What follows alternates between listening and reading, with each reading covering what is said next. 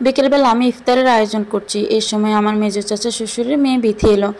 এসে খানিক সময় দাঁড়িয়ে থেকে বলল, তুমি দিন দিন সুন্দরী হচ্ছে ভাবি, তোমায় দেখে হিংসা হয়। আমি হাসলাম, বললাম, নিজের চেহারা আয়নায় দেখেছিস কখনো?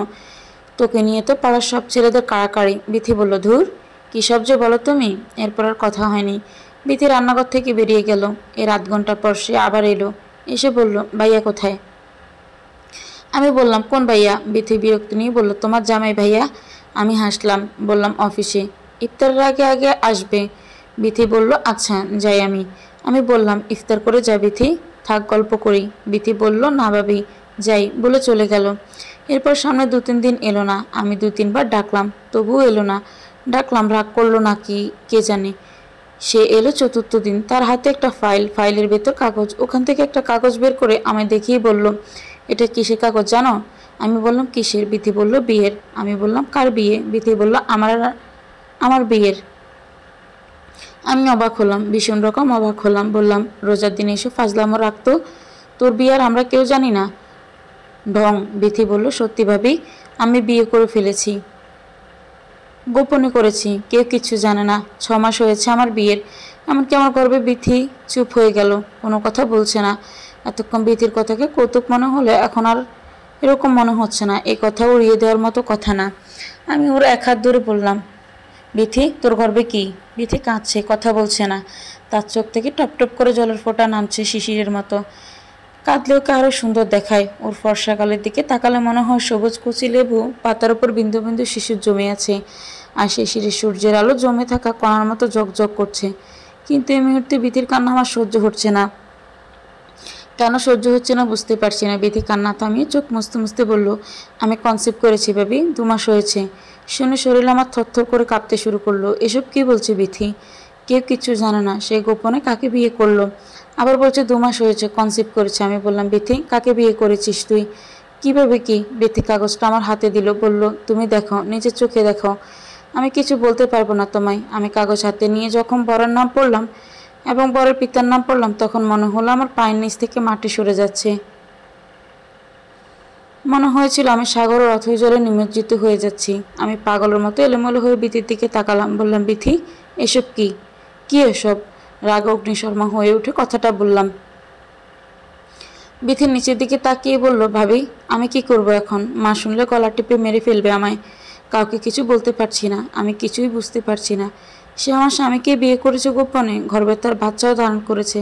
এখন এসে আমার কাছেই বলছে। আমি যেন এর সমাধান বের করে দিই। এমন দৃশ্য দেখার আগে আমার মরে যাওয়া উচিত ছিল। আমি বললাম, বিথি, আমার চোখের সামনে থেকে চলে যাব। আমার মাথা খারাপ হয়ে যাচ্ছে, খুনটুন করে ফেলবো কিন্তু। বিথি বলল, কাগজটা দাও। আমি কাগজটা ছিঁড়ে টুকরো টুকরো করে ফেললাম। তারপর বললাম, এখন নিয়ে যা কাগজ, হারামজাদি। বিথি কিছু বলল না, চুপচাপ চলে গেল। অদ্ভুত বিষয় হলো, সেদিন আর অফিস থেকে আমার স্বামী আহাদ বাসায় ফিরল না। তাকে ফোন করেও পাওয়া গেল না। ফোন বন্ধ করে রেখেছে। আমার শাশুড়ি তার মেয়ের বাড়ি বেড়াতে গিয়েছেন। তাকে ফোন করে সব বললাম। তিনি বললেন, কাল সকালের মধ্যে বাড়ি আসবেন। আমি যেন চুপচাপ থাকি, যা করার তিনি এসেই করবেন। কিন্তু আমি বুঝতে পারছি না করবেনটা কি, কিংবা আমি নিজেই বা কী করব। শুধু বিয়ে করেনি বিথি, তার পেটে আহাদের বাচ্চাও আছে। এটা কি বললেই সমাধান হয়ে যাবে? সমাধান হবার মতো বিষয়? শেষমেশ এই ঘরে টিকে থাকতে বিথিই টিকবে। আমার বিয়ে 4 বছর হয়েছে। এর মধ্যে আমি কনসিভ করতে চাইলেও আহাদের জন্য পারিনি। আহাদ সবসময় একই কথা বলেছে, এখন না, চাকরি বাকরি করে কিছু ক্যাশ হোক, টাকা পয়সা জমা হোক, এরপর ওসবের চিন্তা করব। আমি তো বোকা, অত কিছু বুঝিনি। তার কথাতেই মেনে নিয়েছি। আচ্ছা, এটা কি আহাদ পরিকল্পনা করেই করেছে? তাহলে কেন করলো এমনটা? আহাদ কি তাহলে আগে থেকেই চাইতো আমি সরে পড়ি? আমি তো জীবন থেকে দূরে সরে যাই। আমি কিছু বুঝতে পারছি না। আমার মাথা খারাপ হয়ে যাচ্ছে। ইচ্ছে করছে গলায় ফাঁস দেই, মরে যাই। বাবার কথা খুব মনে পড়ছে। তিনি অসুস্থ মানুষ, আজই অসুস্থ, কাল সে অসুখ। তিনি বড় শখ করে বিয়ে দিলেন। বললেন ছেলের আচার আচরণ অতি মিষ্টি, ছেলের মাও মাটির মানুষ। কিন্তু বাবা যখন শুনবেন তার পছন্দের ছেলে এমন একটা ভয়ঙ্কর কাজ করেছে গোপনে, তখন তিনি কীভাবে নেবেন এটা? আর আমারই বা কী হবে? বিয়ে কি একটা খেলার নাম? বিয়ে কি একটা পুতুল খেলা? সে রাতেই বিষয়টা আমার চাচি শাশুড়ি জেনে গেলেন। অদ্ভুত বিষয় হলো, তিনি একটা জানার পর নিজের মেয়েকে কোনো রকম শাসন বাড়ান না করে বিথিকে নিয়ে সরাসরি আমাদের ঘরে চলে এলেন। এসে বললেন, এই মেয়ে আমি আর ঘরে নিব না। এই মেয়েকে আমি ত্যায্য করলাম। সে যাকে গোপনে বিয়ে করেছে, যার বাচ্চা পেটে ধারণ করেছে, সে তার ঘরেই থাকবে, তার খাবে, তার পড়বে। আমার কিছু বলার নেই এখানে। আমি রাগে ওনাকে বললাম, আপনি মগরমূল্য পেয়েছেন নাকি? আপনার নষ্ট মেয়েকে এই ঘর থেকে নিয়ে যান বলছি। খবরদার চাচি, নয়তো বেজাল হয়ে যাবে, এই বলে দিলাম। বিথির মা আবার রেগে আগুন হয়ে উঠল, বলল, আমার রাগ দেখাচ্ছ কেন? নিজের স্বামী তো ধরে রাখতে পারো নাই। তাছাড়া পুরুষ মানুষ একাধিক বিয়ে করেই, তোমার স্বামীও করেছে। কিছু বলার থাকলে রাগ দেখাতে হলে নিজের স্বামীকে দেখাও গিয়ে।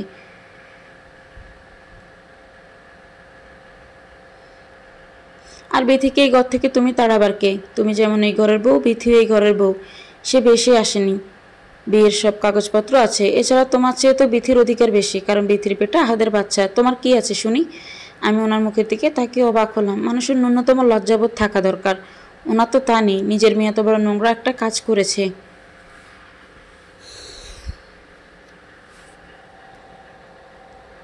আর তিনি এসে গলায় বড় বড় কথা বলেছেন। ছি, বিথির মা মেয়েকে রেখে চলে গেল, কিন্তু বিথি এই ঘরে থাকবে, তা আমার কিছুতেই সহ্য হচ্ছে না। আমি না বাঙালি কোনো মেয়ে হয়তো এটা সহ্য করবে না। মেয়েরা তাদের ঘরে সতীন থাকবে এ কথা ভাবতেই পারে না। এর চেয়ে তো মরণ শান্তির। আমি বললাম, বিথি, ঝামেলা করিস না বোন, ভালোই ভালো এখান থেকে চলে যা। যা বলছি, দূর হয়ে যা প্লিজ, নয়তো গলা ধাক্কা দিয়ে এখান থেকে বের করে দিব। বিথি এতক্ষণ কথা না বললো, এবার কথা বলল। সবচেয়ে অবাক করার বিষয় হলো, এবার সে আমার নাম ধরে ডাকলো, বলল, তুলি, তোমার কি মনে হয় তুমি বেশি বাড়াবাড়ি করছো না? আমি বললাম, আমি বাড়াবাড়ি করছি? আমার ঘরে এসে বলছিস আমি বাড়াবাড়ি করছি? বিথি বসা থেকে উঠে দাঁড়ালো। এরপর আমার ধমকে দিয়ে উঠে বলল, চুপ করে বলছি, অনেক বকবক করেছো এতক্ষণ, অনেক হয়েছে, অনেক সহ্য করেছি। তোমার গা জ্বালা কথা এখন থেকে আর সহ্য করব না। এখন থেকে কোন কথা বললে ভেবেচিন্তে বলবে, মুখ সামলে তারপর কথা বলবা। এই ঘর থেকে তুমি আমায় বের করা দেবার কে শুনি? গলা বেশি বড় করলে তোমায় আমি এই ঘর থেকে বের করে দিব। তখন দেখি কে আমায় কি বলে। এই কথা শোনার পর ওর গায়ে হাত তুলতে চেয়েছিলাম আমি। ইচ্ছে করেছিল এক চড়ের সবগুলো দাঁত ফেলে দিতে, কিন্তু ততক্ষণ আহাত ফোন করে আমায়। আমি রিসিভ করতে এসে বলে, বিথির সঙ্গে খারাপ ব্যবহার করো না। যা হবার হয়ে গেছে, এটা নিয়ে ঝগড়া ঝামেলা করে কোনো লাভ হবে না। তুমি বরং তাকে শান্তভাবে মেনে নাও। আমি মায়ের সঙ্গে কথা বলে তোমার নামে বাজারের জায়গাটা দলিল করে দিব, কথা দিলাম। আমি চমকে উঠলাম। এই হলো আমার স্বামী আহাদের কথা। সে আমায় বাজারের জমির লোভ দেখায়। স্বামী বাঘ হয়ে গেল। আমি বাজারের জমি দিয়ে কি করব? আহাদ তার কথা শেষ করে ফোন কেটে দিল। আমি কিছু বলতেও পারিনি। এই একটা রাত আমি কিভাবে কাটাবো বুঝতে পারছি না।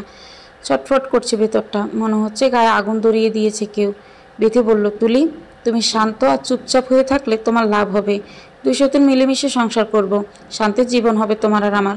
কিন্তু তুমি যদি ঝামেলা করো, কোনো সমস্যা তৈরি করো, তবে আমি আমার আসল রূপ দেখাবো তুলি। আমার বিরুদ্ধে গিয়ে এই ঘর তুমি করতে পারবে না তুলি। তুলোর মতো ফু দিয়ে উড়িয়ে দেবো তোমায়, কথাটা মাথায় রেখো। পরের দিন সকালবেলা আমার শাশুড়ি মায়ের আসার কথা ছিল। বিকেল হয়ে সন্ধ্যা হয়ে এলেও তিনি আসেননি। আমি ফোন করলে তিনি রিসিভ করলেন না। আমার ননদ রিসিভ করলো। আমি তাকে বললাম, আপা, মা আসেননি কেন?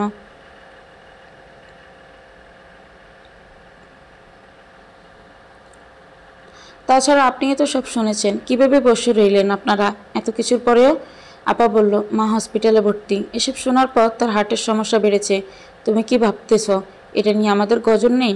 মান সম্মান কি তোমার একা যাবে তুলি?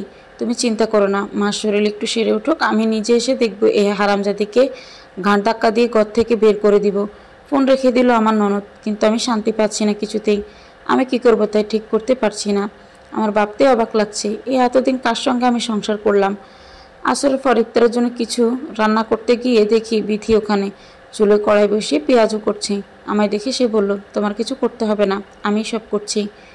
আমি আহত এবং একই সাথে বিক্ষিপ্ত চোখ ওর দিকে তাকালাম। বললাম, তোকে কে বলেছে এসব করতে? সব কিছুতেই কেন নাক গলাচ্ছিস তুই?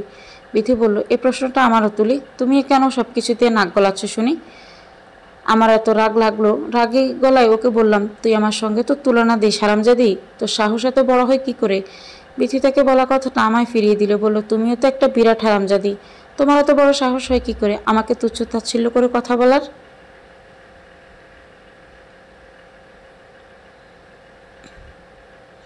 এর মধ্যে ওর মা এলো, বড় গামলায় করে ইফতারের নানান কিছু নিয়ে গেল এসে। আর মেয়েকে বলে গেল, দুজন মিলে খেয়ে নিস তোরা। আর আমায় বলল, শোনো মা, বিথি আর আহাদ না হয় একটা ভুল করেই ফেলেছে, কিন্তু এটা ধরে রাখলে চলবে বলো? এসব নিয়ে ঝগড়াঝাটি করলে ক্ষতি তো তোমার। বিথি তোমাদের দুজনেরই হবে। তাছাড়া আরেকটা জিনিস ভেবে দেখো, ওর পেটে আহাদের সন্তান। সন্তান না থাকলে আমি এই বিষয়ে কথা গোপনে রেখে এটা শেষ করে ফেলতাম। তালাক নিয়ে তারপর বিথির জন্য অন্য জায়গায় বিয়ে দিয়ে দিতাম। কিন্তু এখন কি এসব সম্ভব বলো? তোমার বিবেক দিয়ে ভেবে দেখো তো। আমি এর আগে কোনো কথা বলতে পারলাম না। তিনি যাবার সময় বলে গেলেন, দুজন মিলেমিশে বোনের মতো মিলেমিশে থাকবে। বিষয়টা মেনে নাও মা, তাইলে দেখবো মনে শান্তি পাইতেছো তুমি। বলে চলে গেল। বিথির মা চলে যাবার পর বিথিকে বললাম, বিথি তুই যেমন খারাপ তোর মাও তেমনই। ছি, কোনো মাতার মেয়েকে এভাবে এসব নোংরা কাজে সমর্থন দিয়ে যায়, তাই প্রথম দেখলাম। বিথি বলল, মাকে নিয়ে কথা বললে সাবধানে বলবা। আর শুনো, আজ আহাত বাসায় আসবে। সে এসে আমার সঙ্গে এক ঘরেই থাকবে। তখন দেখি তোমার এই রাগ কই যায়। বলে সে আহাতকে সঙ্গে সঙ্গে ফোন করলো। বলল, তুমি কি আজ বাসায় আসবে না? আহাত সম্ভবত বলেছে আসবে। বিথি বলল, হ্যাঁ, সকাল সকাল এসে যেও। তারপর ফোন কেটে বিথি আমার দিকে তাকিয়ে মুচকি হাসলো। হেসে বলল, গলা বড় করে কথা বলতে অধিকার লাগে তুলি? তোমার তো সেই অধিকার নেই। তুমি ফোন দিয়ে দেখো তো তোমার কল রিসিভ করে কিনা। আহাত করবে না। তুমি বললেও সে বাসায় আসবে না। তোমার উপর তার টান নেই। মায়া কিংবা ভালোবাসা এসবের কিছুই নেই। আমার প্রতি সব আছে। আছে বলেই আমার কথায় সব করে সে।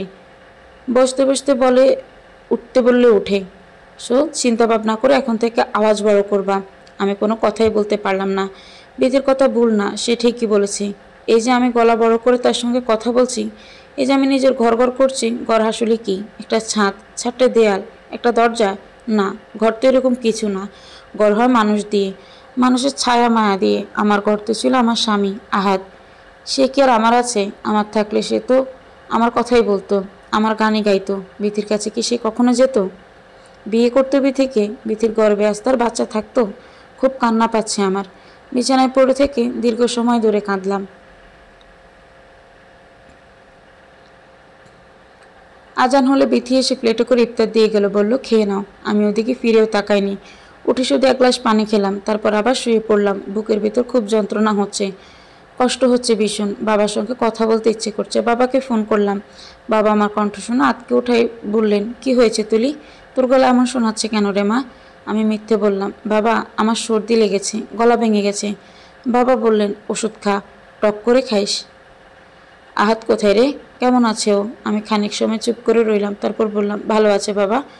বাবা বললেন, তোদের মধ্যে ঝগড়াঝাটি হয়নি তো আবার? আমি বললাম, না বাবা। জোর করে হাসবার চেষ্টা করলাম। বাবা বললেন, ঠিক আছে, ও সারাদিন অফিস করে, কষ্ট করে, ওর সঙ্গে ভালো আচরণ করিস মা। ঝগড়া করিস না কোনো কিছু নিয়ে। আমি বললাম, আচ্ছা বাবা। বলে রেখে দিলাম। এইসব মিছিমিছির অভিনয় করতে আমার আর ভালো লাগছে না। এখানে থাকতেও আমার আর ভালো লাগছে না। কি করব কিছুই বুঝতে পারছি না আমি। ইচ্ছে করছে এখান থেকে দৌড়ে পালিয়ে যাই। কিন্তু কোথায় যাব আমি? কে আমায় একটু আশ্রয় দিবে? আহাদ এলো রাত 9টার দিকে। ও আসার সঙ্গে সঙ্গে বিথি আমার সামনে আমায় দেখে ওকে জড়িয়ে ধরল।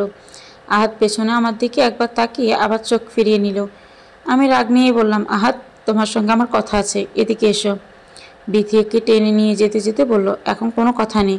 কাল দিনের বেলা কিছু বলার থাকলে বলবা। তাছাড়া কিছু বলতে হলে আমার সামনে বলতে হবে। আড়ালে গিয়ে কিছু বলতে আমি দিব না। আহাদ আহাদ কিছুই বলল না। বিথি যা বলেছে তাই সই। রাতে ওরা খেতে বসলো। আমি রান্না করিনি। রান্না করার মতো অবস্থা আমার নেই। তাছাড়া খাওয়ার মতো পরিস্থিতিতেও আমি নেই। ওদের খাবার শেষ হলে বিথি বলল, রান্না করা হাঁড়িতে খাবার আছে, খেয়ে নিও। আমি শুধু একটা চাপা দীর্ঘশ্বাস পেলাম। কিছু বলতে পারলাম না। এর খানিক পরে আমি না খেয়ে যখন বিছানায় শুয়ে পড়লাম, তখন বিথি এলো এখানে। বলল, তুলি তুমি মায়ের ঘরে গিয়ে শুয়ে পড়ো। আমি অবাক হয়ে ওর চোখের দিকে তাকালাম। বললাম, মায়ের ঘর মানে? বিথি বলল, আর আমার শাশুড়ির ঘরে। যাও যাও।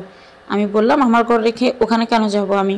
বিথি বলল, কারণ এখানে আমি আর আহাত থাকবো আজ। আমি বিস্মিত চোখে ওর দিকে তাকালাম। বিথি বলল, আরে ভাই এভাবে তাকিয়ে তো লাভ নাই। তাছাড়া এই ঘরটা তোমার দলিল টলিল করে দেওয়া না যে এই ঘর আর কারোর হতে পারবে না।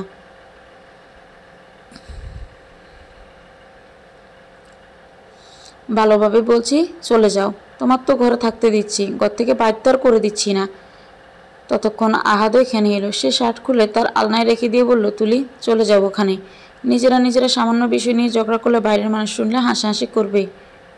আমি বেজা চোখ নিয়ে বিছানা থেকে নেমে যেতে যেতে বললাম, ঝগড়া শুনে মানুষ হাসাহাসি করবে তাই না? আর ঘরে নিজের বউ রেখে অন্য একটা মেয়ের পেটে যদি কারোর বাচ্চা আসে তবে তা নিয়ে বুঝি কেউ হাসবে না? আহাদে নিয়ে কিছুই বলল না। বিথি ওর গায়ে ধাক্কা দিয়ে বলল, এত বড় কথা বলছো আর তুমি ওকে এমনি এমনি ছেড়ে দিলে? কিছু করলে না ওকে? তুমি পুরুষ নামের কলঙ্ক। আহাদ এরপর আমায় সাবধান করে দিল, বলল, আমি যদি আরেকবার এরকম কথা বলি তবে আমার গায়ে হাত তুলবে সে। আমি শুধু চমকে যাওয়ার চোখে তখন তার মুখের দিকে তাকালাম। এই প্রথম আহাদ বলল সে আমার গায়ে হাত তুলবে। আহাদরা একসময় এভাবে অন্য নারীর ছোঁয়ায় বদলে যায়।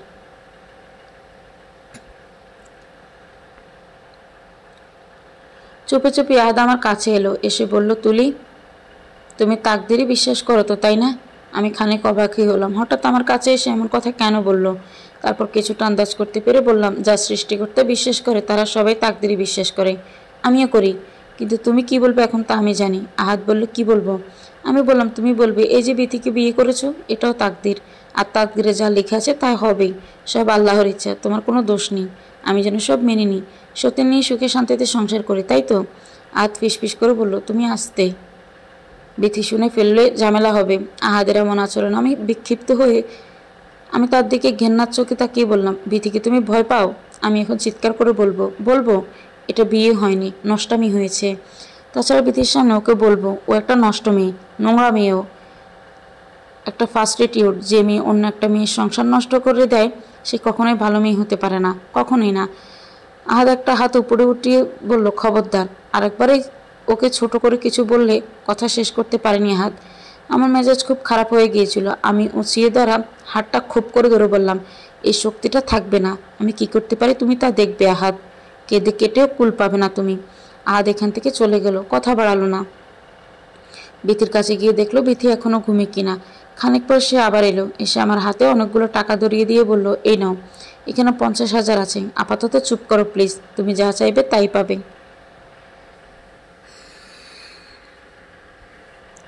তবুও বিষয়টা মেনে নাও। আমি ওর টাকাগুলো তুচ্ছ জিনিসের মতোই দূরে ছুঁড়ে ফেলে দিয়ে বললাম, টাকা ফার্স্টিটিউডরা নেয়, আমি ওই জাতের মেয়ে না।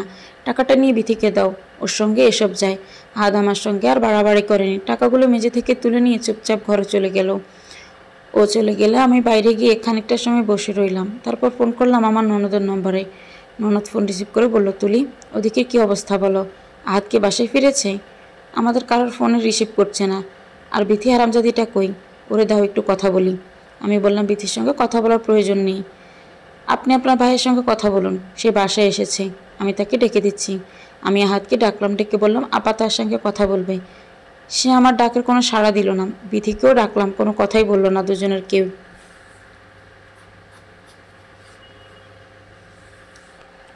এরপর আপা বলল, কথা না বলে কতক্ষণ থাকবে? আর 2টা দিন ধৈর্য ধরো, মার শরীরটা একটু সেরে উঠুক, তখন এদের দুইটারই কত ধানে কত চাল তা দেখিয়ে ছাড়বো। ফোন রেখে দিল আপা।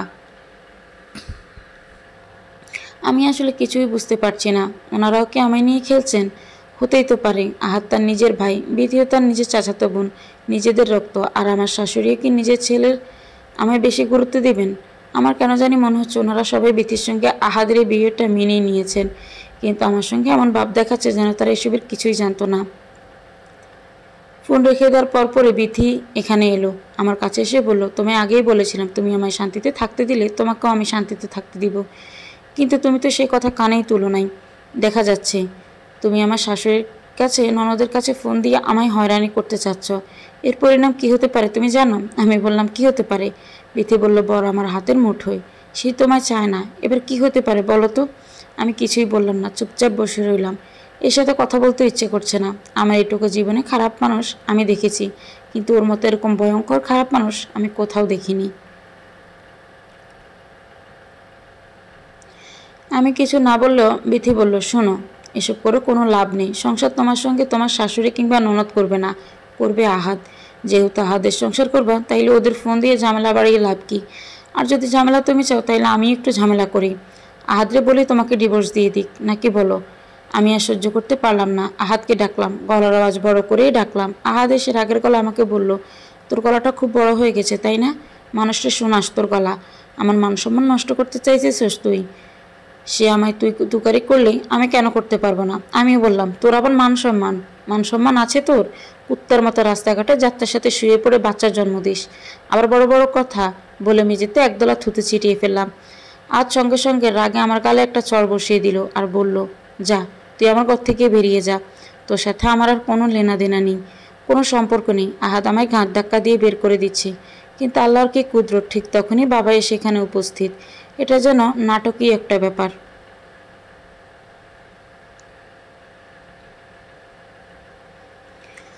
কিন্তু বাস্তবতা কখনো কখনো নাটককেও হার মানায়। গতকাল বাবার সঙ্গে কথা বললাম এই বিষয়ে, তাকে কিছুই বললাম না, আর তিনি আমায় কিছুই না জানি হুট করে আজ এসে এখানে উপস্থিত। বাবা সে রাগ দেখালেন না, ঠান্ডা গলায় বললেন, আহাদ কি বললা তুমি? কার সাথে তোমার কোনো লেনাদেনা নাই। আহাদ কোনো কথা বলল না, তাড়াহুড়ো করে চুপচাপ ঘর থেকে বেরিয়ে গেল। বিথিও ঘরে চলে গেল। বাবাকে দেখে আমার বুকে দলা পাকিয়ে থাকা সব কান্না গলা বেয়ে বেরিয়ে এলো, চোখ ফেটে বেরিয়ে এলো জমে থাকা সব বিষাদের জল। বাবাকে জড়িয়ে ধরে আমি হাউমাউ করে কাঁদলাম। বাবা আমার পেটে আলতো করে হাত বুলিয়ে দিতে দিতে বললেন, আমি গতকালই তোর গলা শুনে বুঝেছি তোর কোনো একটা ঝামেলা হয়েছে। তুই তো আমার মেয়ে, ছোটবেলা থেকে তোর মা নাই। এই এতদিন তোর মাও ছিলাম আমি, বাবাও ছিলাম আমি, তাই তোরে আমি সবচেয়ে বেশি চিনি।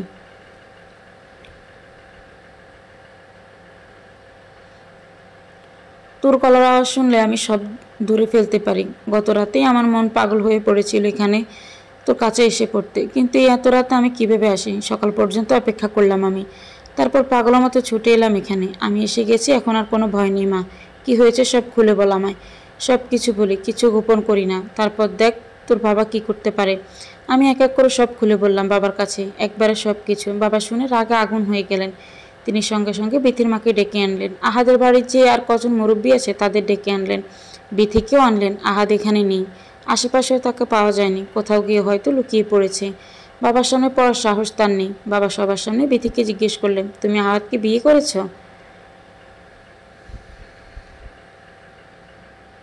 বিথি চুপ করে আছে, কথা বলে না। বাবা আবার জিজ্ঞেস বললেন, বলো বিয়ে করেছো কি তাকে? বিথি বলল, জি করেছি। বাবা বললেন, ওর তো ঘরে স্ত্রী আছে, এরকম না তো তুমি জানো না কিছু? তুমি তো এই বাড়িরই মেয়ে, সব জেনেও এটা কেন করলে তুমি? বিথি কথা বলে না। তার মা কথা বলে উঠল, ভাই এরা ছোট মানুষ, বুঝে নাই, না বুঝে করে ফেলেছে। বাবার সঙ্গে সময় দমকে উঠে বিথির মাকে বললেন, চুপ করুন, একদম চুপ করুন। আপনার লজ্জা করে না কথা বলতে? আপনি যদি ভালো মানুষ হতেন তবে মেয়ের এমন কুকর্ম দেখে লজ্জায় গলায় দড়ি দিয়ে মরতেন। আর আপনি এখানে এসে মেয়ের পক্ষ নিয়ে সাফাই গাইছেন। আর আমি মুরব্বী মানুষ, যদিও আমার মুখে একটা কথা বলার শোভা পায় না, তবুও বলি, আপনার মেয়ে যদি অবুঝ হয় তবে তার গর্ভে সন্তান এলো কী করে? এমনি এমনি? বাবা সব মুরব্বির দিকে তাকিয়ে জিজ্ঞেস করলেন, বলেন, আপনারাই বলেন। সবাই লজ্জায় মাথায় হিট করে রাখলেন। বাবা বললেন, আইন আদালত আমরাও বুঝি, পড়াশোনা করার লোক আমরা, এসবে দৌড়াদৌড়ি করার মতো অভিজ্ঞতা আমাদের আছে। আর এই বিয়ে হয় নাই, প্রথম পক্ষের বউর লিখিত অনুমতি ছাড়া দ্বিতীয় বিয়ে গ্রহণযোগ্য নয়। বাবার মুখ থেকে এই কথা শোনার পর সকলের চক্ষু কেমন ছানা বড়া হয়ে গেল। আমি শুধু তাকিয়ে দেখলাম বিথির মাকে। এই মহিলার চোখে মুখে কেমন আতঙ্ক ছড়িয়ে পড়েছে। বাবা বিথিকে বললেন, তোমরা যে বিয়ে করেছো এর প্রমাণাদি আছে? বিথি বললেন, আছে। বাবা বললেন, কামিননামা নিয়ে এসো দেখি। বিথি বেয়াদবি করলো বাবার সঙ্গে, বলল, আপনি এসব দেখার কে? আপনি কি এই ঘরের গার্জেন? আপনাকে আমি এসব দেখাবো কেন? বাবার কিছু বলতে হলো না। এখানে বসে থাকা মুরব্বীদের একজন বললেন, চুপ কর হারামজাদি, চুপ। এত বড় অঘটন ঘটায় আবার গলা বড় করে কথা বলো, সাহস তো কত বড় তোর। বিথি চুপ হয়ে গেল। আরেকজন মুরব্বী বললেন, যা কাগজপত্র কি কি আছে সব নিয়ে আয় গিয়ে। বিথি বলল, কাগজ তুলে ছিঁড়ে ফেলেছে। আমি বললাম, এটা ফটোকপি ছিল, মেন কপি না। বিথি অপারগ হয়ে কাগজ আনতে গেল ঘরে। তার পেছন পেছন তার মাও গেল। বাবা তখন একজন মুরব্বীকে বললেন, আপনিও সঙ্গে যান, পরে দেখা যাবে আহাদের মতো ওরাও গিয়ে লুকিয়ে পড়েছে কোথাও। এর শেষ দেশে না করে আমি এখান থেকে যাব না। মুরব্বীদের একজন ওদের সঙ্গে গেলেন। খানিক পর বিথি কাগজপত্র নিয়ে এলো। কাবিননামা নিয়ে এসেছে সে। বাবা সেই কাগজ হাতে নিয়ে খুব ভালো করে দেখলেন। তারপর বললেন, কোন কাজী অফিসে গিয়ে তোমরা বিয়ে করেছো? ঠিকানা বলো। বিথি বলল, ময়মনসিংহ, সিগে ঘোষ রোড। বাবা বললেন, ঠিক আছে, আমি দেখছি। বাবা কাবিননামা বাজ করে তার পকেটে রেখে দিলেন। বিথির মা বলল, আপনি এটা পকেটে রাখলেন কেন? বাবা হাসলেন, বললেন, আমি তো মামলা করব। প্রথম পক্ষের স্ত্রীকে না জানিয়ে বিয়ে করা রাষ্ট্রীয়ভাবে বিরাট অপরাধ। আর দ্বিতীয় বিয়ে যে আহাত করেছে এর প্রমাণ তো আদালতে পেশ করতে হবে। তাই প্রমাণটা আগে আগেই সংগ্রহ করে পকেটে রেখে দিলাম। বিথির মা রেগে গেল প্রচণ্ড, বলল, আপনি আমার বাড়িতে এসে যা তা করে চলে যাবেন? এটা তো হবে না ভাই। এই কাগজ নিয়ে এখান থেকে আপনি যাইতে পারবেন না, এখানেই রক্তারক্তি হইব। বাবা আবারও হাসলেন। তারপর বললেন, রক্তারক্তি অনেক পরের বিষয়, আগে দেখুন আমি কি কি করি এটা নিয়ে। মুরব্বীদের কেউ কোনো কথা বলছে না। বাবা একাই কথা বলছেন। তিনি বললেন, একটা সময় নারীর মর্যাদা ছিল না এ দেশে, নারীদের পড়াশোনার ব্যবস্থা ছিল না, নারীর উপর যেভাবে ইচ্ছে সেভাবেই নির্যাতন করতো তাদের স্বামী আর শ্বশুরবাড়ির লোকেরা। এসব দিন এখন অতীত হয়ে গেছে। আমি আমার মেয়ের সঙ্গে করা এসব অনাচারের শাস্তি আপনাদের ভোগ করাবো। বিথির মা একেবারে চুপসে গেলেন, কোনো কথাই বলছেন না। আর বিথিও চুপচাপ। মুরব্বীদের থেকে একজন বললেন, ভাই সাহেব, মামলা মোকদ্দমা করে কি হবে? এটা পারিবারিকভাবে সমাধান করা দরকার, নয়তো আপনার মেয়েরই মান সম্মান যাবে। বাবা বললেন, কিভাবে আমার মেয়ের মান সম্মান যাবে? মুরব্বী বললেন, এই যে সব লোকেরা শুনবে এসব, স্বামীর উপর মামলা করা হয়েছে। বাবা বললেন, আমার মেয়ের মান সম্মান যাবে কেন? অন্যায়ের বিরুদ্ধে রুখে দাঁড়ালে, বিচার পেতে আদালতে গেলে কেন একটা মেয়ের মান সম্মান যাবে বলুন?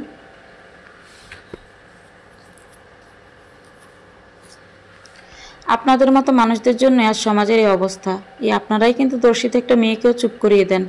বলেন মান সম্মান নষ্ট হবে, পারিবারিকভাবে এটা শেষ হয়ে গেলেই ভালো।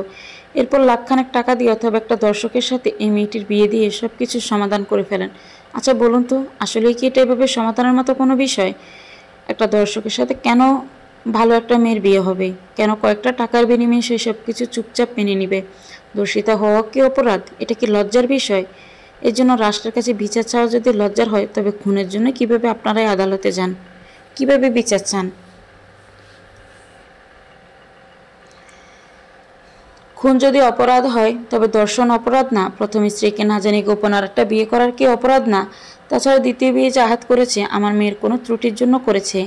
আহাত যা করেছে তা কি বিয়ের মধ্যে পড়ে নাকি নোংরামের মধ্যে পড়ে? মুরব্বী এবার বললেন, ভাই আপনার সব কথাই ঠিক আছে, আপনি ভুল বলেননি, কিন্তু এসব দিন শেষ, লাভটা কি হবে বলুন?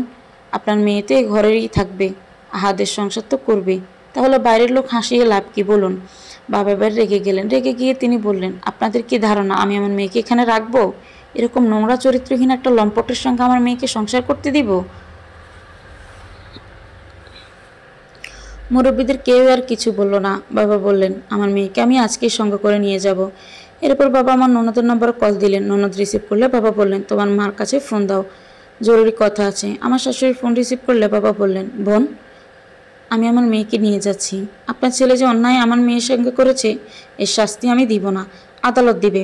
আমার শাশুড়ির কথা শুনে সঙ্গে সঙ্গে বললেন, আমি আজকের মধ্যে আসতেছি, আপনি থাকেন, এটার সমাধান আমিই করব। বিথি হারামজাদের ঘাট ধরে ঘর থেকে বের করব আমি। বাবা বললেন, আমার মেয়ে বাজারে পচা জিনিস না বোন, আপনার ছেলের মতো এমন লম্পটের সঙ্গে আমার মেয়ে সংসার করবে না।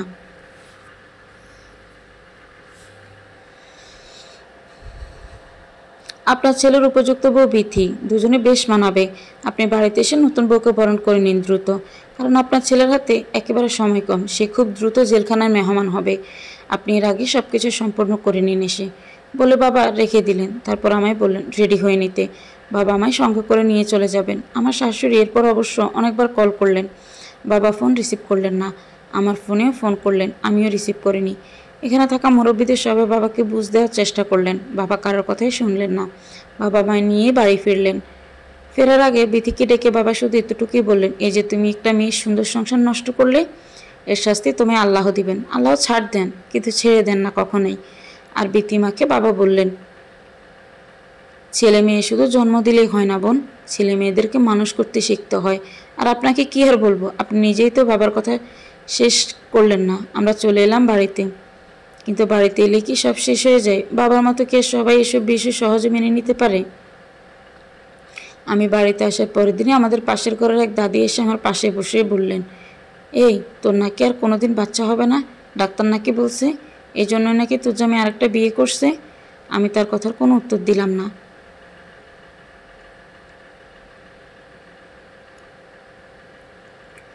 দাদি এবার সুযোগ পেয়ে বলল, আজকাল মেয়েদের ধৈর্য নেই, পুরুষ মানুষ 4 বিয়ে করতে পারে, তো জামাই আরেকটা বিয়ে করছি তো এতে দোষের কি? খাওয়াইতে পড়াইতে পারলে তো সেই খাওয়াবে, তোর ভরণ পোষণ ঠিক মতো করতে পারলে বিয়ে 2টা করলে সমস্যা কি? তোর বাচ্চা হয় না, এরপরেও তো তোকে তালাক দেয় নাই। তালাক যেহেতু দেয় নাই, তাইলে হাসি মুখে সংসার তোর করা উচিত আছিল। তোর বাপ একটা মাথা মোটা লোক, বুঝে 2 লাইন বেশি। সে আজকে আছে কাইল নাই, টুপ করে যাইব মইরা, এরপর তোর কি উপায় হইব? তোরে কে দেখবো, পালবো কে? ওনার কথা শুনে আমার এত রাগ হলো, আমি আগে অগ্নিশর্মা হয়ে ওনাকে বললাম, আপনি এক্ষুনি আমার সামনে থেকে চলে যান, আর আমাদের ঘরে আসবেন না। এখানে কথা লাগাতে আসছেন, শয়তান মহিলা কোথাকার। উনি মুখ কালো করে সঙ্গে সঙ্গে ঘর থেকে বেরিয়ে গেলেন।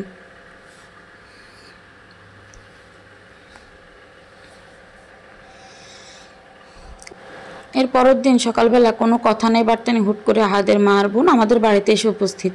বাবা তাদের খুব যত্ন করে খাওয়ালেন, তারপর বললেন, বোন শুনেছিলাম আপনি ভীষণ অসুস্থ, কয়েকদিন লাগবে সুস্থ হতে। আল্লাহর কি রহমত দেখি একদিনই আপনি সুস্থ হয়ে পড়েছেন, আলহামদুলিল্লাহ। আহাদের মা বাবার এই টিটকারি বুঝতে পারলেও হজম করলেন। তারপর বাবাকে অনুরোধ করলেন, বললেন, আমি সব কিছু সমাধান করব, তবু আপনি মামলা মোকদ্দমায় যায়েন না ভাই। বাবা বললেন, কিভাবে সমাধান করবেন শুনি? বিথির কি হবে? ওর গর্ভে যে বাচ্চা, ওটার কি হবে? মানলাম বিথি দোষ করেছে, মারাত্মক দোষ, কিন্তু অনাগত বাচ্চাটা কি দোষ? আহাদের মা আর বোন বাবার মন গলাতে না পেরে মনমরা হয়ে চলে গেল। ওরা চলে যাবার পর বাবা আমায় ডেকে বললেন, তুই ভয় পাস না মা, চিন্তা করিস না, সত্যের পক্ষে আল্লাহ সবসময় থাকেন। আমরা মামলা করব, আহাদের উপযুক্ত শাস্তি সে পাবেই পাবে। আমি বাবার কথায় খুব ভরসা পেলাম, কিন্তু সমস্যাটা হলো সন্ধ্যার পর আহাদ হুট করে আমার নাম্বারে কল দিতে শুরু করলো। আমি রিসিভ করি না, তবুও সে কল দিয়ে যাচ্ছে। শেষ পর্যন্ত অপারক হয়ে কল রিসিভ করলে সে বলল, তুলি পাগলামি করো না, যা হয়েছে তা তো হয়েই গেছে। বিথিকে আমি ডিভোর্স দিয়ে দিব, কথা দিলাম তোমায়, তুমি তোমার বাবাকে বোঝাও। আমার প্রচণ্ড রাগ পেয়ে গেল তখন। রাগ নিয়ে আমি বললাম, তোরে জেলের ভাত না খাইয়ে আমি শান্ত হব না। তাছাড়া তোর মতো নোংরা লোকের সাথে বিথির মতো মেয়েই যায়। তুই জেল খেটে এসে বিথির সঙ্গে ঘর সংসার করিস, আমার আর কখনো ফোন দিয়ে বিরক্ত করিস না। এর মধ্যে আহাদ এই ভয়ঙ্কর কথাটা বলল। সে বলল, তুলি আমার জেল খাটানো অত সহজ না, আমি তোমার স্বামী। স্বামীর কাছে স্ত্রীর গোপন অনেক কিছুই থাকে, স্ত্রীর অনেক গোপন ছবি, গোপন ভিডিও। আমি আগেই জানতাম তোমার বাপ এসব নিয়ে ঝামেলা করবে, থানা পুলিশ করবে। আচ্ছা থানা পুলিশ করো গিয়ে, সমস্যা নেই। জেল যদি খাটতে হয় তবে খাটবো, পুরুষ মানুষের জেল খাটা দোষের না, গর্বের।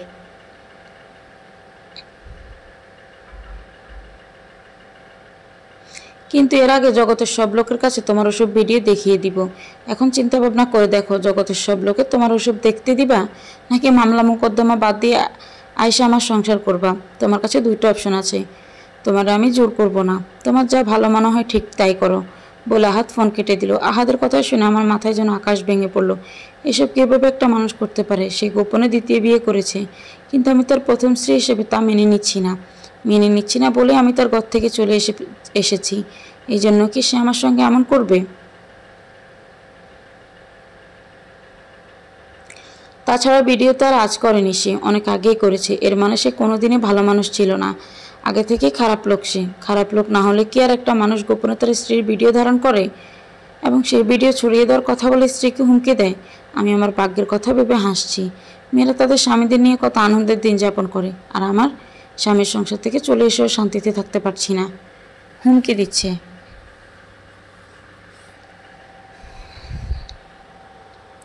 তাও এমন কিছু দিয়ে যার সঙ্গে আমার মান সম্মান জড়িত, যার প্রকাশ হলে কাউকে মুখ দেখাতে পারবো না। সারা জীবনে এই সম্ভাবনাহীন বয়ে বেড়াতে হবে আমার। আমি কি করব কিছুই ঠিক করতে পারছি না। ও যদি ভিডিওটা ছড়িয়ে দেয় তখন মানুষের মুখ দেখাবো কি করে আমি? মরণ ছাড়া কোনো উপায় থাকবে না আমার।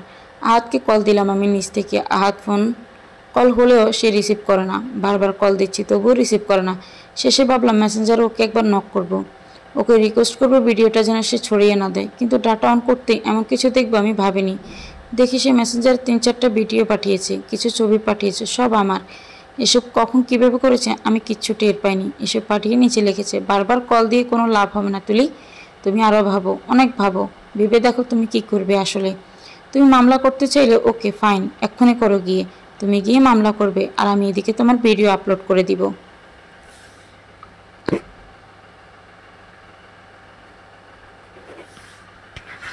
মানুষ তোমার শরীর দেখবে, তুমি রাস্তায় বেরোলে তোমায় দেখিয়ে বলবে, এই যে মেয়ের ভিডিও। তোমার বাপ মানুষকে মুখ দেখাতে পারবে না, তাকে নিয়ে সবাই হাসাহাসি করবে, সবাই বলবে এই যে লোকের মেয়ের ভিডিও।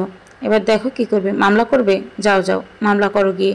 এসব দেখে আমার সমস্ত শরীর থরথর করে কাঁপছে। এখন কি করব আমি? কি উপায় হবে আমার? এ তো মানুষ না, পশু। ও যেহেতু বলেছে এসব আপলোড করে দিবে, তাহলে করেই দিবে। ওকে দিয়ে কোনো বিশ্বাস নেই, যে ভয় দেখাতে জানে সে কাজটাও করে দেখাতে পারে।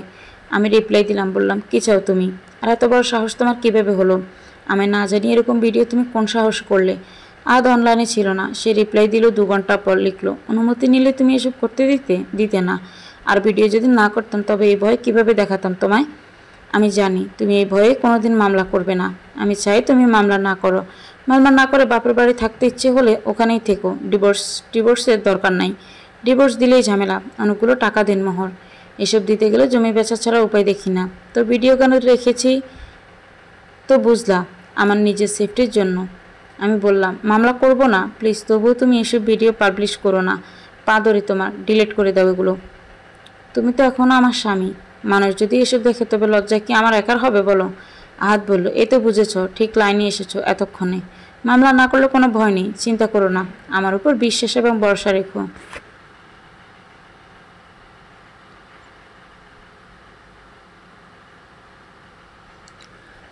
সময় হলে আমি ডিলিট করে দিব, ভয়ের কিছু নেই। এর পরের দিন বাবা বললেন, তুলি রেডি হয় না, আমরা শহরে যাব। আমি বললাম, শহরে কেন বাবা? বাবা বললেন, শহরে কেন যাব মানে মামলা করতে যাব। এটা নিয়ে তো গড়িমসি করে সময় নষ্ট করা যাবে না। আমি চুপ করে দাঁড়িয়ে রইলাম। বাবা বললেন, কী রে কিছু বলবি? আমি কিছুই বলতে পারলাম না, হাউমাউ করে কেঁদে উঠলাম ওখানে দাঁড়িয়ে। বাবা বললেন, কী রে কী হয়েছে মা, কাঁদছিস কেন তুই? কেউ তোকে হুমকি দিয়েছে নাকি? বাবা কীভাবে যেন আমার সব সমস্যার বিষয়ে আন্দাজ করে ফেলেন। বাবার কেন যেন এমন হন জানি না। আমি বললাম, বাবা আমি কিছু বলতে পারবো না, আমি শহরেও যাব না, এসব বাদ দাও বাবা, মামলা মোকদ্দমায় যেতে হবে না আমাদের। বাবা বড় অবাক হলেন। তিনি তখন আর কিছুই বললেন না, আমার কাছে টেনে নিয়ে আদর করে দিলেন, শুধু বললেন, আচ্ছা যাব না। এরপর তিনি বাজারে গেলেন, বাজার করে আনলেন। রাতে খাওয়া দাওয়া হলো। এরপর বাবা আমায় ডেকে তার পাশে বসেই বললেন, কে বই দেখিয়েছে তোকে? আহাদ না তার মা নাকি বিথি?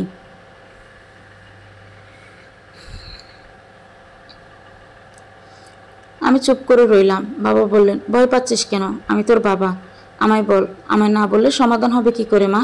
আমি কেঁদে কেঁদে বাবাকে সব বললাম। বাবা সব শুনে বললেন, এখন তুই কী ডিসিশন নিলি? মামলা হবে নাই তো? আমি বললাম, জি বাবা, মামলা করলেও ভিডিও ছেড়ে দিবে, তখন আমার মরণ ছাড়া কোনো উপায় থাকবে না। বাবা বললেন, ও আমার পাগলি মেয়ে, তুই না এই যুগের মেয়ে, এই আধুনিক সময়ের মেয়ে, তোর চিন্তাভাবনা এরকম সেকেলে দাঁচের হলে কিভাবে হবে বল মা? ভিডিও কে করেছে, তুই না সে? আমি বললাম, সে। বাবা বললেন, চুরি করে গোপনে করেছে তাই তো? আমি বললাম, জি। বাবা বললেন, এখানে কি তোর বিন্দুমাত্র দোষ আছে? আমি বললাম, জি না বাবা, আমি কিছুই জানতাম না। বাবা বললেন, তাহলে এই ভিডিও পাবলিশ করে দিলে তুই মরবি কেন? ভিডিও সম্পর্কে তুই কিছু জানতেই না, আবার পাবলিশ তুই করতেছিস না, এখানে তোর কোনো হাত নেই। তাহলে এখানে তো তোর কোনো দোষ নেই, দোষ হবে যে আপলোড করবে তার। তুই দোষ না করেও মরে যাবে কেন? অন্য একটা মানুষের পাপের জন্য তুই কেন মরবি বল আমায়? আমি কিছু বললাম না, চুপ করে রইলাম, কিন্তু টের পেলাম ভেতরটা বয়স শুকিয়ে গেছে। বাবা আবার বললেন, তাছাড়া এমন তো না যে মামলা না করলে সে ভিডিও কেটে দিবে। বিষয়টা এখানেই শেষ হয়ে যাবে। এটা কিন্তু এখানেই শেষ হবে না, এই ভিডিওটা সারা জীবন তার কাছে থাকবে। কদিন পরপর দেখবি নানান কারণে সে ভিডিও দিয়ে তোকে হুমকি দিবে, নানান ফায়দা হাসিল করবে এটা দিয়ে তোর থেকে। তখন কি উপায় হবে? আমি চুপ আছি, কেমন যেন নিঃশ্বাস বন্ধ হয়ে আসছে আমার।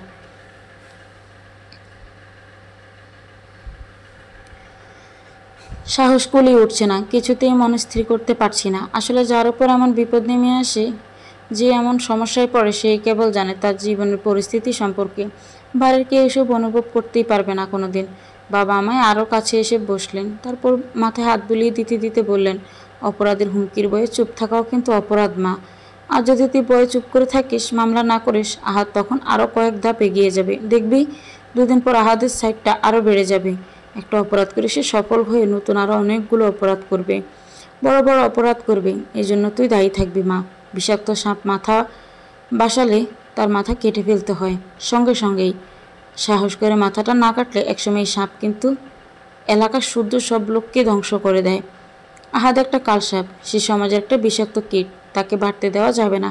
যে সঠিক মানুষ সে শুধু নিজের নিরাপত্তার কথা ভাবে না, তাকে সবার নিরাপত্তার কথা ভাবতে হবে, সবার মঙ্গলের কথা ভাবতে হবে। তো সাহস করতে হবে মা। তাছাড়া এসব হুমকি ধমকি যে দিয়েছে এর প্রমাণ দেখাতে পারলে এর জন্য শক্ত মামলা হয়। ভয় দেখাচ্ছে, দেখাক, যত ভয় দেখাবে তত শক্ত মামলা, তত বেশি শাস্তি সে পাবে। আমি তখনও কিছু বললাম না। বাবা আমার এরকম চুপচাপ অবস্থা দেখে তিনি এটা নিয়ে আর বাড়াবাড়িও করলেন না। তিনি নিজেও চুপচাপ ঘর থেকে বেরিয়ে গেলেন। বিকেলবেলা আহাদ আবার কল করলো। কল রিসিভ করলে সে বলল, তুলি একটা কথা শুনে, এসব ভিডিওর কথা বাদ দেই, চলো আমরা একটা সমাধানে যাই। তোমার প্রতি মাসে আমি 10,000 করে আলাদাভাবে হাত খরচ দিব। বাজারে জমি চাও তাও দিব, দলিল করে। মা রাজি এতে। মা বলেছে জমি তোমার নামে দলিল করে দিবে, ঘরের সব কিছুই থাকবে তোমার অধীনে, বিথি থাকবে তোমার দাসীর মতো। আর তুমি যদি বলো এই ঘরে বিথি থাকবে, না হলে এটাই হবে, সেই ঘরে থাকবে না, তোমার চোখের সামনেই পড়বে না, তোমার সঙ্গে কোনোদিন কথাও বলবে না, সে থাকবে তাদের ঘরে, তার মতো করে সে বাঁচবে। প্লিজ তবু আইন আদালতে এসব যেও না। বাবাকে তুমি বুঝ দাও, এসব আইন আদালত করে কোনো লাভ হবে না। আমি তার সঙ্গে মোটেও বাড়াবাড়ি করলাম না, রাগ দেখালাম না, শুধু বললাম আমি চিন্তা ভাবনা করে পরে জানাবো, এখন রাখো। আহাত ফোন রাখলো। আমি তখন বুঝতে পারলাম আহাত ভয় পাচ্ছে। আসলে পাপিষ্টরা যত শক্তিশালী হোক না কেন, তাদের ভেতরে সবসময় একটা আতঙ্ক ছড়িয়েই থাকে।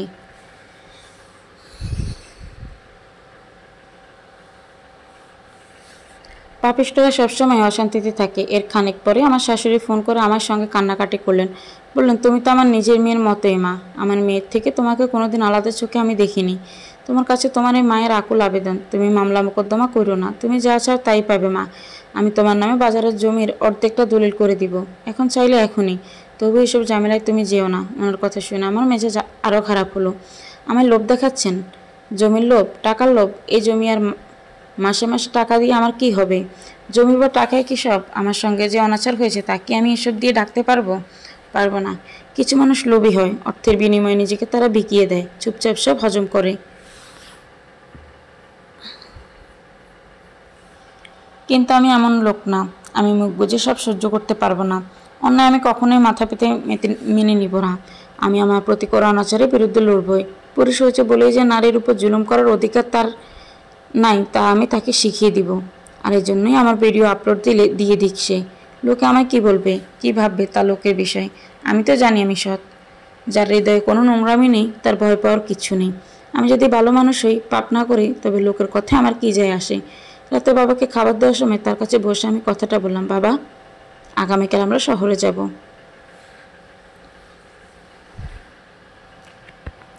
গিয়ে মামলা করব। কোনো অপশক্তি এর থেকে আমায় আটকাতে পারবে না। বাবা কি যে খুশি হলেন আমার এই সাহস দেখে। তিনি আমায় জড়িয়ে ধরে বললেন, তুলি, মানুষ খুশি হয় তার সন্তানের ভালো চাকরি হলে, গাড়ি বাড়ি কিনলে। সন্তান এসব ঘুষের টাকায় কিনলো নাকি ডাকাতি করে কিনলো তা জানতে চায় না কখনোই তারা। ছেলের উন্নতি হচ্ছে, এতেই তারা খুশিতে গদগদ হয়ে পড়েন, আনন্দিত হন। কিন্তু আমি আর 10টা বাবার মতো না রে তুলি। তোর সংসার ভেঙেছে, এই জন্য আমি কষ্ট পেয়েছি, বুকে আঘাত পেয়েছি। কিন্তু তুই যে অর্থ সম্পদের লোভে পড়ে কিংবা লজ্জায় তোর সঙ্গে অপরাধ হচ্ছে জেনেও চুপ থাকিস নি, মুখ বুঝে যেসব অন্যায় মেনে নিস নি, এর চেয়ে বড় আনন্দ আমার জন্য আর কি হতে পারে। সফলতার বিভিন্ন ধরন আছে। আমার মেয়ে সৎ, আমার মেয়ে তার অধিকার নিয়ে জাগ্রত, আমার মেয়ে নারী বলেই পিছিয়ে থাকতে বিশ্বাসী না, আমার মেয়ে তার সঙ্গে করা অন্যায়ের বিরুদ্ধে রুখে দাঁড়াতে অগ্রগামী। আমার সফলতা এখানে। মারে, তোর জন্য আজ গর্বে আমার বুকটা ফেটে যাচ্ছে। বাবা কেঁদে ফেললেন। আমি অবাক হলাম। বাবারাও বুঝি এমন মিষ্টি হয়, এমন আদর্শবান হয়? আহ বাবা, আমার পরম সত্য সুন্দর বাবার চোখ দুটো জলে ভরে উঠল। পরের দিন বাবাকে নিয়ে শহরে যাবার সময় ভয়াবহ ঘটনাটা ঘটল। আমরা তখনও মাঝ রাস্তায়। হঠাৎ আমার ফোনে আহাত ফোন করলো। ফোন রিসিভ করলাম না আমি। এরপর বাবার ফোনে কল করলো। বাবার সঙ্গে সঙ্গে ফোন রিসিভ করলেন। বাবা ফোন রিসিভ করতে আহাত বলল, আপনার আর আপনার মেয়ের দেখি বিরাট কলিজা, প্রচুর সাহস, আপনাদের দেখি মান সম্মানের কোনো ভয় ডর নাই। বাবা বললেন, কি বলতে চাও তুমি, স্পষ্ট করে বলো।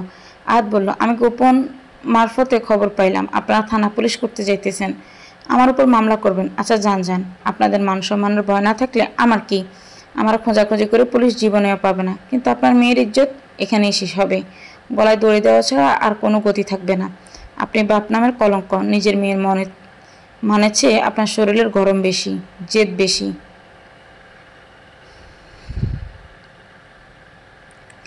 মামলা করে কার কি ছিঁড়ে ফেলবেন তা দেখব নে, সময় আছে এখনো, ভেবে দেখেন। বুঝলে আপনার লাভ, আপনার মেয়ের লাভ, না বুঝলে আমার কিছুই না। আপনার মেয়ের ক্ষতি, আপনার ক্ষতি। বাবার শরীর রাগে থরথর কাঁপছে। বাবা ধমকের গলায় বললেন, তো যা ইচ্ছে কর কুকুর, আমি বা আমার মেয়ে এসব ভয় পাই না। তোর এসব কুকর্মের ফল তুই পাবি একদিন, তোকে জনমের শিক্ষা দিয়ে ছাড়বো দেখিস। আহাত বলল, আচ্ছা দেখি তাইলে কে কারে শিক্ষা দেয়। বলে ফোন কেটে দিল। এর খানিক পর আবার ফোন করলো সে বাবাকে। তারপর বলল, আপনার মেয়ের ইজ্জত শেষ করে দিছি, এখন দেখি আপনি আমার কেমন শিক্ষা দেন। দেখি আপনার পুলিশ বাপেরা আমার কি ছেড়ে আয়সা। বাবা কথা বলার আর শক্তি পেলেন না। আমরা সিএনজিতে বসেছিলাম। এখানে বসে বাবার শরীর প্রচণ্ড খারাপ হয়ে গেল। বাবার হাতে যে ফোন ছিল সেই ফোন নিচে পড়ে গেল। আমি ড্রাইভারকে বললাম, গাড়িটা থামান ভাই, একটু থামান।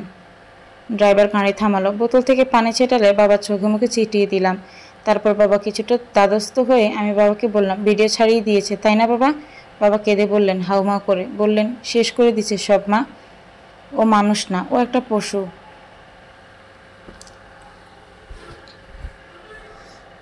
আমি বাবার হাতটা শক্ত করে ধরলাম। তারপর বললাম, বাবা ভিডিওগুলো আমার ঠিক আছে, কিন্তু ওখানে তো আমার কোনো হাত নেই, আমি কিছুই জানি না এসবে, সুতরাং আমার এই নিয়ে দুঃখ বা অনুশোচনা কিছুই নেই, লজ্জারও কিছু নেই। কে কি বলবে বা কে কি ভাববে তাতে আমার কিছুই যায় আসে না। তুমি চিন্তিত হয়ো না বাবা, তুমি তো বলেছো আহাত যত বড় অপরাধ করবে তার শাস্তি তত বেশি হবে। আহাত খারাপ মানুষ, আল্লাহ হয়তো তার বড় অপরাধের মাধ্যমে তাকে বড় একটা শাস্তি দিতে চেয়েছেন, তাই এটা হয়েছে। বাবা সব খারাপের মধ্যেও ভালো থাকে, এটাও ভালো আছে নিশ্চয়ই। বাবা আমার কথা শুনে সাহস পেলেন, কিন্তু অদ্ভুত বিষয় হলো আমি কিভাবে হঠাৎ সাহসী উঠলাম তাই বুঝতে পারছি না।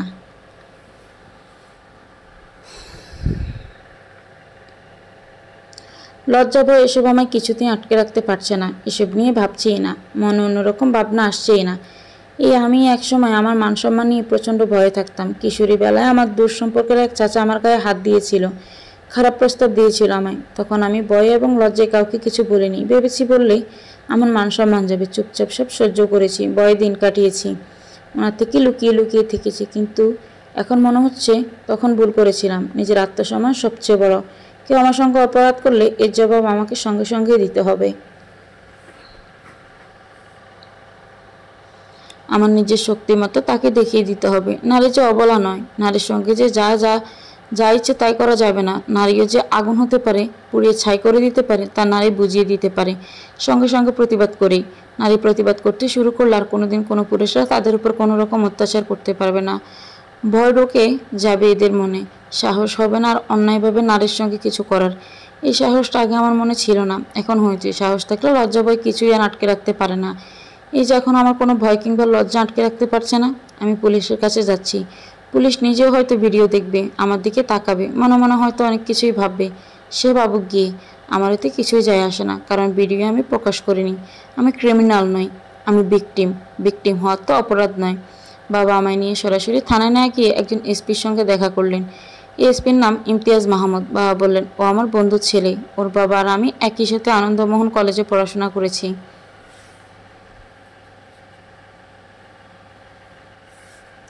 ইমতিয়াজ ভাইয়া বাবাকে দেখে ভীষণ খুশি হলেন। তার স্ত্রী এখানেই ছিল, তারা আমাদের খুব যত্ন করলেন। তারপর বাবা কথাটা তুলতে চাইলেন, কিন্তু বাবাকে কিছু বলার সুযোগ না দিয়ে আমি বললাম, আমি বলতে চাই সব, আমার নিজের মুখে সব বলবো আমি। ইমতিয়াজ ভাইয়া ভীষণ খুশি এলেন। তিনি মিষ্টি করে হেসে বললেন, গ্রেট, সাহসী মেয়ে, বলো তুলি, আমি শুনছি। আমি এক এক করে সব খুলে বললাম। আহাদের গোপনের বের করা, লোভ দেখানো, জমি দেওয়ার কথা বলে এর ভিডিও এবং ছবি ধারণ করে ব্ল্যাকমেল করা, তারপর আজ একটু আগে ভিডিওগুলো আপলোড করে সামাজিক যোগাযোগ মাধ্যমে ছড়িয়ে দেওয়া, সব কিছুই বললাম। ইমতিয়াজ ভাই আমার দিকে তাকালেন।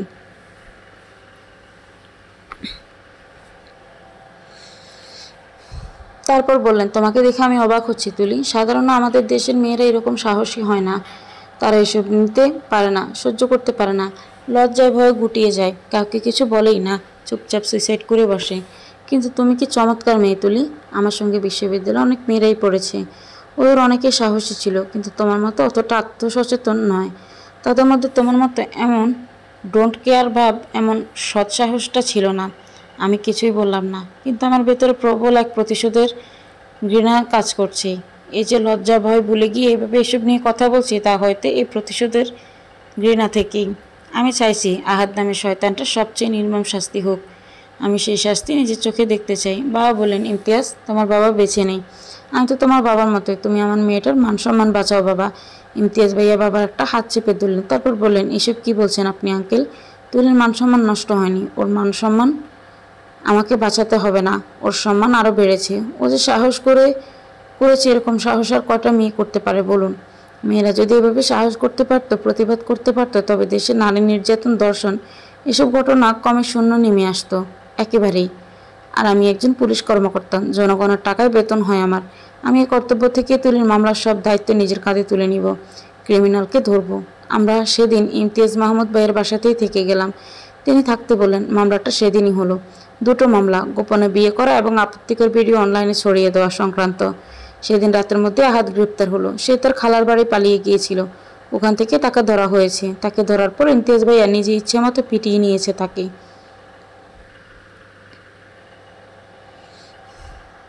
তারপর আদালতে সোপর্দ করেছে। খুব কম সময়ের মধ্যে আদালত থেকে রায় হলো। অনলাইনে আপত্তিকর ভিডিও ছড়িয়ে দেওয়ার দায়ে 14 বছরের সশ্রম কারাদণ্ড দেওয়া হয় তাকে এবং কিছু টাকাও জরিমানা করা হয়। এছাড়া আমায় না জানিয়ে কোনো রকম অনুমতি না নিয়ে দ্বিতীয় বিয়ে করার জন্য মুসলিম আইন অনুযায়ী আদালতভাবে 1 বছরের সশ্রম কারাদণ্ড এবং আমার মোহরানা যত টাকা ছিল তাও তাকে সঙ্গে সঙ্গে পরিশোধ করে দিতে হয়েছে। এবং এই সুযোগে আমি আমার ডিভোর্সও নিয়ে নিলাম। সব কিছু দিয়ে তার অবস্থা ফতুর। শুনেছি বাজারের জায়গাটাও বিক্রি করতে হয়েছে। তার মায়ের এখন কি হবে? কে দেখবে তার মাকে? আর বিথির কি হবে? আল্লাহ নিশ্চয় সবার যা যা প্রাপ্য তা তাদের ঠিকভাবেই বুঝিয়ে দিবেন। বাড়ি ফিরে আসার পর খুব শান্তি লাগছে। আহাদ সামাজিক যোগাযোগ মাধ্যমে যে ভিডিও আপলোড করেছিল তা খুব বেশি ছড়িয়ে যেতে পারেনি। ইমতিয়াজ ভাই খুব দ্রুত চেষ্টা করে সব ভিডিও ডিলিট করালেন। এরপর বাবা আমায় বললেন, সত্যের যে বিনাশ নাই দেখলি রে মা?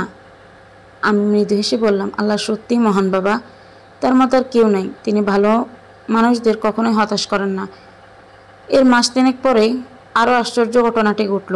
ইমতিয়াজ ভাইয়া হুট করে একদিন বাবাকে ফোন করলেন। ফোন করে তিনি বললেন তিনি এবং তার বড় ভাই আমাদের বাড়িতে বেড়াতে আসবেন। বাবা শুনে আনন্দ আত্মহারা হয়ে উঠলেন। বললেন, তোমরা এলে আমি ধন্য হব বাবা।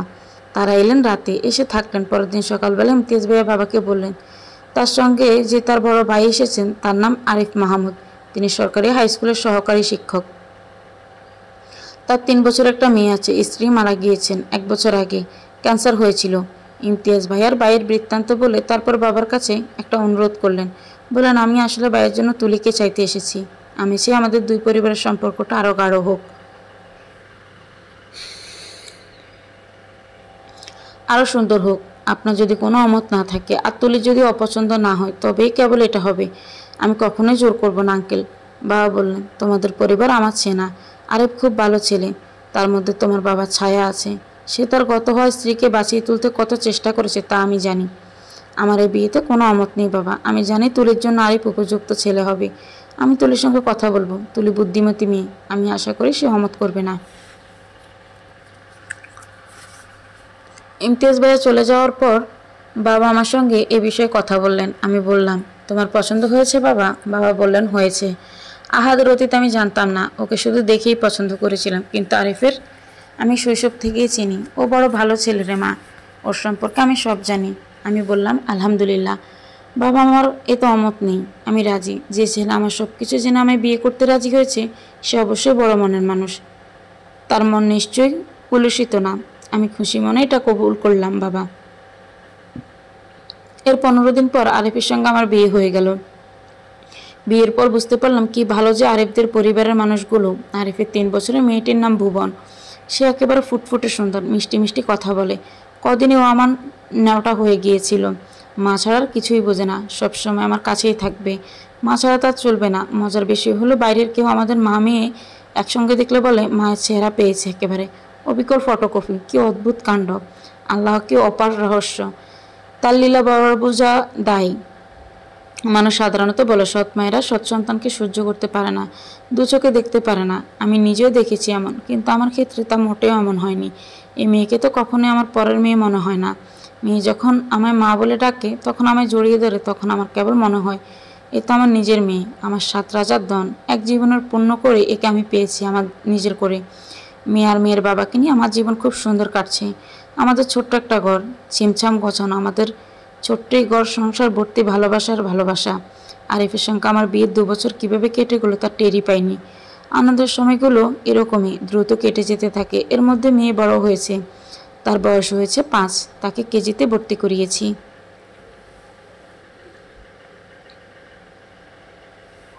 একদিন মেয়ের স্কুল ছুটির পর স্কুল থেকে তাকে রিক্সা করে নিয়ে আসার সময় হুট করে চোখে গেল রাস্তার পাশে একটা মহিলা দাঁড়িয়ে আছে, আমার পরিচিত। আরও কাছে গেলে চিনতে পারতাম। এটা আহাদের বোন। তাকে দেখে রিক্সা থামিয়ে কাছে গেলাম। আমায় দেখে তিনি কেঁদে ফেললেন। বললেন তার মা ঘরে পড়া, তার বাসাতেই থাকে, সারা বছর অসুখ থাকে। আমি ওনার জন্য দুঃখ প্রকাশ করলাম। বললাম আল্লাহ সুস্থ করে দিক। তারপর খুব আগ্রহ নিয়ে আমি তার কাছে বিথির বিষয়ে জানতে চাইলাম। আহাদের বোন তখন বলল, তুমি কি শোনোনি বিথির সম্পর্কে কিছু? আমি বললাম, জি না। আমি কীভাবে জানবো? তিনি বললেন, আহাদ জেলে যাবার পর বিথি তার নষ্ট করার জন্য কী জানি ওষুধ খাইলো। সে চাইছিল বাচ্চা নষ্ট করে আবার বিয়ে করবে। আহাদের ছাড়া পাওয়ার জন্য তো আর সে অপেক্ষা করবে না। নতুন বিয়ে করলে বাচ্চা থাকলে ঝামেলা, আগে একটা বিয়ে হয়েছে, এটা পাত্রপক্ষ শুনলে ঝামেলা। তাই সে বাচ্চা নষ্ট করার জন্য ডাক্তারের পরামর্শ না নিয়ে কার থেকে কী যেন ওষুধ নাম না জেনে নিজে ওষুধ খাইলো। ওষুধ খাওয়ার পর তার শরীর খারাপ হয়ে গেল, একটানা রক্তক্ষরণ হতে থাকলো। বিষয়টা গোপন রাখতে চেয়ে ঝামেলাটা বাড়লো। রক্তক্ষরণের কথা সে কাউকেই বলেনি, হাসপাতালেও যায়নি। 2 দিন পর যখন তার মা সব জানলো, ততক্ষণে যা হবার হয়ে গেছে। হাসপাতালে নিয়ে যাবার পরপরই তার মৃত্যু হয়েছে। তার মা এখন বাপের বাড়ি চলে গেছে। আমাদের বাড়ির 2 পরিবারের 2 বিটা এখন শূন্য পড়ে আছে। আমি শুধু স্তব্ধ হয়ে গেলাম। খানিক সময় আকাশের দিকে তাকিয়ে রইলাম। তারপর মনে মনে বললাম, পৃথিবীতে কেউ কারো ক্ষতি করে সুখে থাকতে পারে না। একদিন না একদিন আল্লাহ তাকে ঠিকই তার প্রাপ্যটা বুঝিয়ে দেন।